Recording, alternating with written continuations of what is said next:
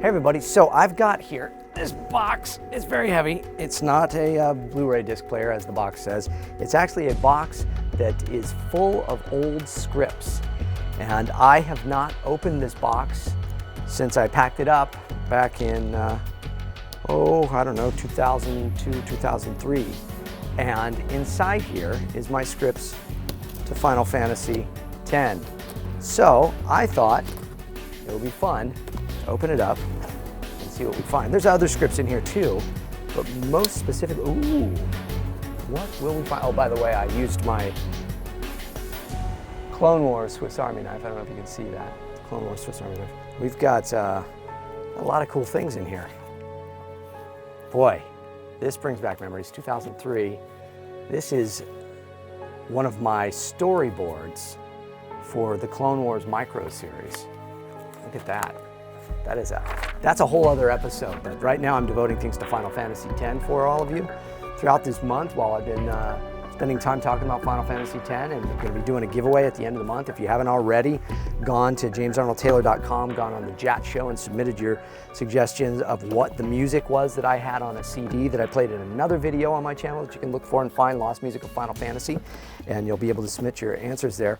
But oh man, I've got a ton of storyboards from the original Clone Wars micro series right there. They've got art in them. Here's scripts to them. Oh, this is my script to the Revenge of the Sith video game that was being made at the same time as the film. It's all of the Obi-Wan lines. The cool thing about this was the movie was being made, so I actually got to see a lot of the film before that and knew how it was all going to play out, which was really kind of neat. But here it is. This is, oh my gosh, okay, so this is my script, Final Fantasy X. Wow, this has got all sorts of stuff in it. Tee-Dus, startled by the appearance of the Sin spawn. Auron hands Tidus a sword. Take it. Tidus taking sword, staggers as he lifts the sword. A gift from Jack, my old man, wobbling under the weight of the sword. Yeah, look at this, cool stuff. Oh, still laughing. A little too embarrassed. Let's go. Bursting out laughing. Okay, wait a second. Is this the laughing scene we just talked about? Yes. Okay, here's the script to the part where Tidus is laughing. Here's the laugh. You can see it right here. Ah ha ha ha ha ha. Restraining laughter, bursting out laughing. Too funny, still laughing. It was your idea. It was your idea. So that's the actual script to him doing the bad laugh. So these ones, the orange ones, are from the cutscenes. So this was what we had to do, as we called it ADR then for that, because those ones were already recorded. We were looking at them and doing them. And the rest is pages of script. I do believe, yes. Oh, so part one. This is just part one, Final Fantasy X, Tee-Dus screenplay part one. So I must have part two in here somewhere, or I thought it'd be fun to share all that with you. And it, again, Tee-Dus. Okay, Tee-Dus. What's the story with Tee-Dus? Here's a story that I was given when I was making the game back then, 5/29/2001, so it was quite a long time ago. The producers told me that what happened was that they made a trailer for the game after it was, being made in Japanese, and they knew they were going to do an American version, and so they hired an American narrator in Japan to narrate the trailer. And the narrator said Tee-Dus. He pronounced it Tee-Dus. And pretty much everybody there, not really speaking much English and such, heard him say it, assumed, okay, that must be the proper way to pronounce it in English, and they let it go and they put it out there and they said, well, that's how it was pronounced in the trailer, so that is the way you pronounce his name. So it is Tee-Dus because some voice actor somewhere in Japan decided to pronounce it Tee-Dus instead of Tidus. And I personally like Tee-Dus better because I think it gives it's more unique. And then it also causes a story. So everybody's always, I don't care, I'm still gonna call him Tidus. That's fine, call him what you want. I call him Tee-Dus, you call him Tidus, you say Tee-Dus, I say Tidus. You say potato, I say potato, right? Or you say Tidus, I say Tee-Dus. Look at this. So this is my first page. This is page 1 of my script. Can I have your autograph? Girl A, Tidus. Of course. Good luck tonight, girl B, Tidus. Nothing to worry about. Oh, if I score a goal, I'll do this. That'll mean it was for you, okay? And then she acts surprised with joy. What seat? East block in the front row. 5th from the right. Got it. Pretty neat. And then it just goes on and on and on and on. 219, and this is only part 1. So this is a lot of history, but I thought you would all appreciate that, as well as the story as to how Tidus got his name. I can remember it all so vividly being in the studio. We recorded at a studio called Studiopolis in Studio City, very close to CBS studios where they film shows like That 70s Show and Seinfeld and all that.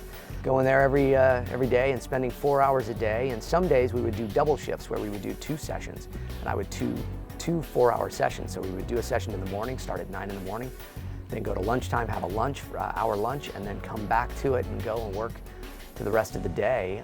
3.5 months worth of recording dialogue and entering into this world of Final Fantasy and working with some people that are now lifelong friends. Jack Fletcher, the director, who I owe so much thanks to for casting me in this role. He also cast me in the film The Animatrix. I don't know if anybody knows that I was actually in The Animatrix more than any other actor. I'm in more of the short films than that. I played the detective in Detective Story. I did some of the voice doubling for the one in the Kids Story. Several other characters in the second and first Renaissance, and perhaps even one more of them. But The Animatrix, all thanks to Jack Fletcher as well, and that was all done within that same period of time. But really cool stuff. There's more in this box. Scripts to all sorts of things. Spectacular Spider-Man, the first episode of Spectacular Spider-Man. We've got Billy and Mandy, where I played Fred Flintstone. We've got more Obi-Wan Kenobi scenes from the games. Spectacular Spider-Man, the final curtain, the last one. Final Fantasy Dissidia scripts, ADR cues for Leonardo the Ninja Turtle in TMNT. What do we got over here? Drawn Together. There's a whole story about that. Oh, look at this. Look at what else I found.